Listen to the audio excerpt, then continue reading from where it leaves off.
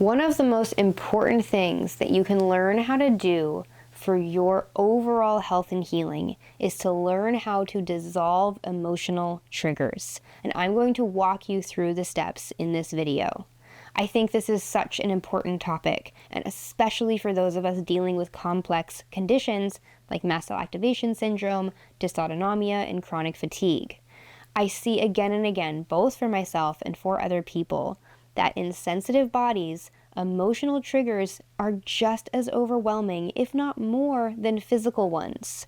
When we have a strong emotional response that we don't know how to cope with, we can set off this cascade of flaring symptoms. In fact, I have found research articles showing that emotional triggers are actually the most problematic when it comes to conditions like chronic urticaria, also known as chronic hives.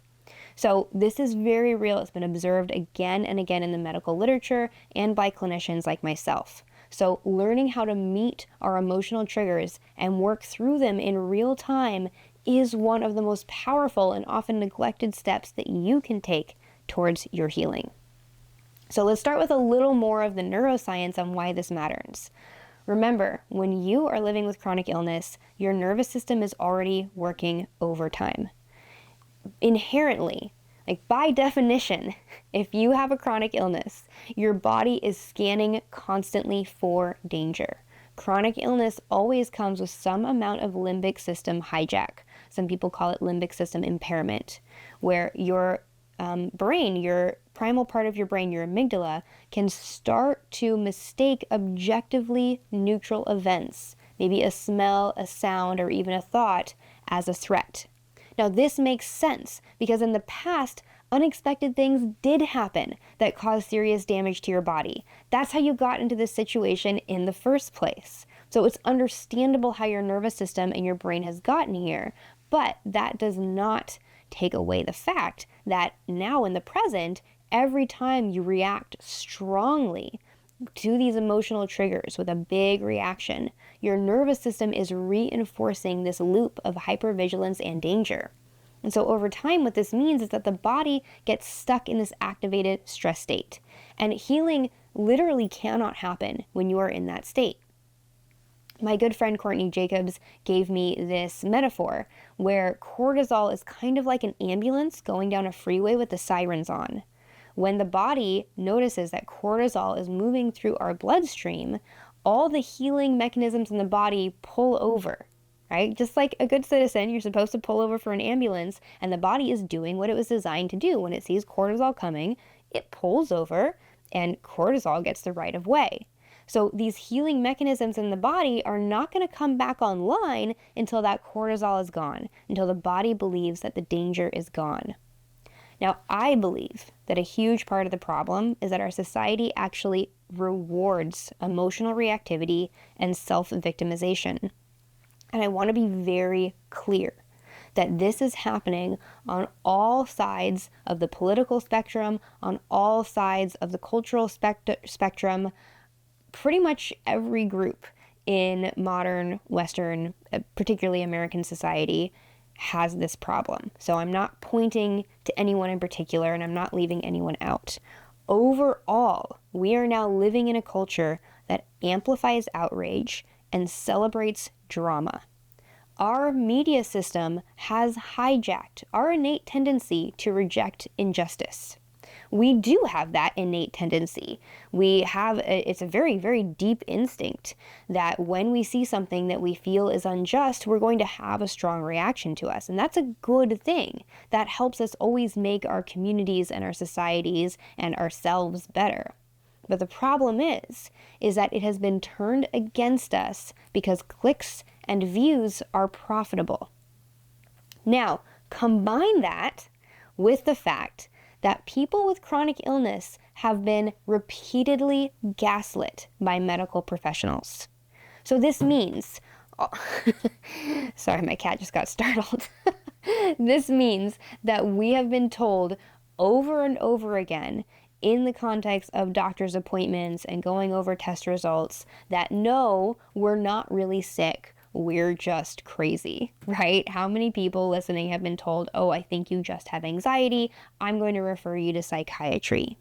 And so, of course, when we know that something is wrong and imbalanced in our body, our natural response as a human is to say, this is unjust, and to dig in our heels and insist that what we feel is real. And of course, I know that it is, and you know that it is, but unfortunately, a side effect of this is the insistence that we identify deeply with our wounds. And it's because of this very understandable need we have for our illnesses to be seen as real. And in the Western medical world, a real disease means an incurable disease, right? If it is serious, then we must be taken seriously.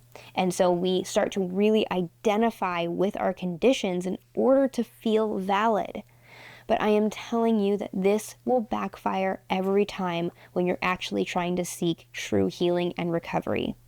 If you are staying locked in this pattern of high emotionality, right, which is emphasized by the way we engage with our media and the way we're told or rewarded to engage in our media, and the combination of that with seeing ourselves as inherently diseased and dysfunctional, this only deepens the cycle of our emotional dysregulation. So we have to move away. We have to break the cycle of feeling rewarded by being outraged and of seeing ourselves as the victim. And instead, we have to shift into a stance of healing and resilience building. So, from this perspective, we need to start seeing triggers as a part of our healing process. Instead of avoiding the things that trigger us, we need to see them as an opportunity. So let's talk about what a trigger actually is. From a nervous system-based perspective, a trigger is just a pocket of unresolved trauma or unreleased energy.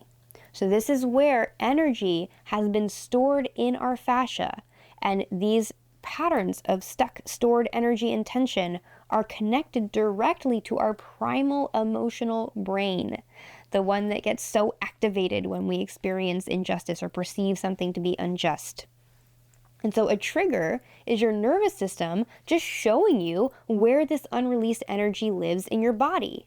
So it's not actually something that we need to shy away from. It's actually something that we need to lean into, not to make it get bigger and stronger, but actually to start to resolve it. Every time we meet a trigger consciously, we have an opportunity to rewire our brain and free our body from this rigid pattern of reactivity and victimhood. So one of the core skills in order to do this successfully is to start a mindfulness practice. Yes, you guessed it, mindfulness. This is the foundation of nervous system regulation. And mindfulness is the practice of changing the way that you are paying attention. It's noticing what is happening in the present moment without judgment. So mindfulness is a core tool that anchors you in the present moment reality, rather than in the story from your past that your mind is spinning and creating. So alongside mindfulness, we need what's called felt sense awareness. This is a way of tuning into your body and tracking your physical sensations directly. So instead of what we probably mostly do and say, I'm anxious and overwhelmed, I need to go distract myself or numb myself and get away from this, what we do is we learn to say, I notice right now that I'm feeling heat in my chest, or I'm presently in this moment feeling some tightness in my jaw. We have to take out the emotional story and shift into mindfulness of our felt sense. And so this shifts us out of reactivity and into curiosity. And we must be curious to be able to go to the next step, which is the dissolving. And let me be clear, by dissolving, this is not pushing our way. This is not finding a way to distract yourself and get rid of something. And I know a lot of us want to just get rid of our triggers because they're very physically uncomfortable. To be emotionally triggered is very, very uncomfortable physically. But dissolving actually means staying with the sensation long enough for the nervous system to start to discharge that energy. And it is actually a fact that when you allow a wave of intensity to crest, it will naturally pass. That tight spot where the energy is being stored in our fascia, it actually is going to release if we sit with it and we allow it to unwind itself. Our body will then feel that the danger has passed because we've allowed this sensation to naturally dissolve. And this is how nervous system regulation gets restored. So that all sounds simple, but obviously in practice that's actually very difficult to do. So we do like to guide people in very specific tools to allow this to happen. And so there are two that we use in our coaching programs. The first is EFT tapping, which is also called emotional freedom technique. And this helps to bring down the intensity of an emotional trigger by pairing a gentle acupoint tapping. It pairs tapping on a acupoint pressure point. So it's associated with the meridian points, which are aligned with the patterns of our fascia. And we have to do this in a very mindful way. And this allows that sensation to start to dissolve. The other one is TRE, also called trauma release exercise. And this uses a neurogenic tremor. So it's a tremor that's coming from the brainstem as opposed to kind of a tremor from muscle fatigue or nerve damage that we might be used to feeling. And this type of neurogenic tremor lets the body shake out stored stress. And so it finds those pockets where we're holding on to unresolved trauma or stuck energy and starts to release the fascia around it by trembling or shaking and starts to let that energy go. So both are ways of giving the nervous system an outlet, right? This energy just needs a path out as opposed to feeling stuck. And so this allows us to process energy safely and at our own pace. We teach both of these techniques in our subscription programs, which of course you can find at wholebodyhealingwithjen.com. So remember, the goal isn't just to cope with emotions or manage your symptoms, it's to actually help you create a new experience of your emotional trigger. And I promise that each time you meet a trigger with presence, instead of avoidance or fear, you start to carve a new pathway in your brain-body connection. And over time, those new experiences will become your default. So if you're living with a complex chronic illness, remember, dissolving triggers is not an optional practice. It's actually essential for your recovery. It's one of the most direct ways to learn how to calm your nervous system, build resilience, and give your body the safety it really needs to heal.